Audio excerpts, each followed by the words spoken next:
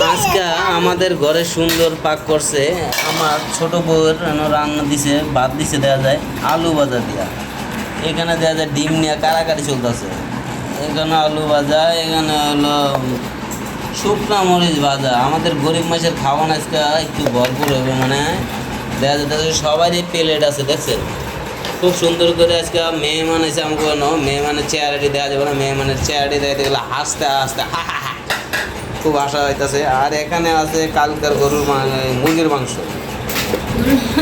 আমার মেয়ে নিতে আছে মানে গরু মুরগির মাংস খাইবে আজকে একটু। প্রিয় বন্ধুরা দেখতে পাচ্ছেন আমাদের ঘরে আজকে বর্তমানে একটু ছোটোখাটো খাওয়ানোর অনুষ্ঠান করছি, মেহমান আছে এই জায়গায় 10-12 জন। কেমন হয়েছে খাওয়ানোর অনুষ্ঠানটা একটু বলে দেবেন। আমার ছেলে আবার রাগ করে পিছিয়ে যেয়ে বয়ে রয়েছে। সবাই একটু আমাদের লেগে দোয়া করবেন। আল্লাহ হাফেজ বন্ধুরা।